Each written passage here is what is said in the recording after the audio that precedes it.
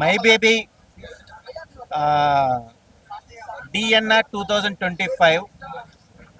ఈ cinema title ఏంటి, కొద్దిగా లీడ్ నాకు ఎందుకో చాలా క్యూరియాసిటీ అనిపించింది. సస్పెన్స్, మోటివేషన్, ఫ్యామిలీ, ఈ బాడీ లాంగ్వేజ్ తగ్గట్టుగా చూసుకుంటే కనుక సినిమా అయితే కనుక ఒక మంచి మెసేజ్ అయితే బాగుంది.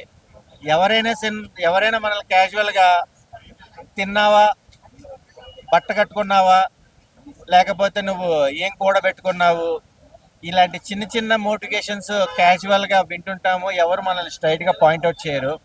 ఒక కపుల్కి పిల్లలు లేకపోతే కనుక ఎప్పుడు శుభవార్త చెప్తావు, ఎప్పుడు సర్ప్రైజ్ చేస్తావు అని ప్రతి ఒక్కరు సూటుపోటులతో మనల్ని అడుగుతుంటారు సొసైటీలో.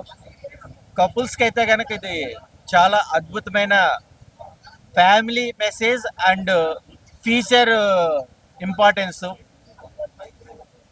నెల్సన్ ఒక రకంగా చెప్పాలంటే చాలా అద్భుతమైన సొసైటీలో ఉన్న పాయింట్స్ని మానసికంగా కాకుండా అందరికీ అభినయంగా చెప్పే విధానంగా సినిమా కూడా చాలా అద్భుతంగా చూపించాడు. మన వీక్నెస్సే వేరే వాళ్ళకి పాయింట్ అవుతుంది. ఆ పాయింట్ నుంచి వచ్చే రెవల్యూషన్ ఏంటి అనేది సైన్స్కి అండ్ ఇటు దేవుడికి మధ్య జరుగుతున్న విధానాలలో పేగుబంధమే. సో ఇలాంటి సినిమాలు చాలా వేరుగా వస్తాయి. సినిమా చాలా అద్భుతంగా ఉంది. దీంట్లో ఉన్న పాయింట్స్ అయితే కనుక ఆసమ్.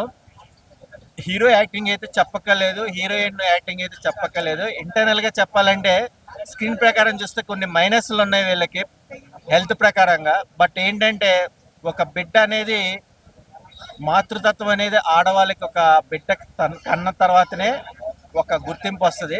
అలాంటి సైన్స్ఫిక్గా దైవం ప్రకారంగా ఒక మంచి మెసేజ్ అయితే చాలా బాగా ఇచ్చారు.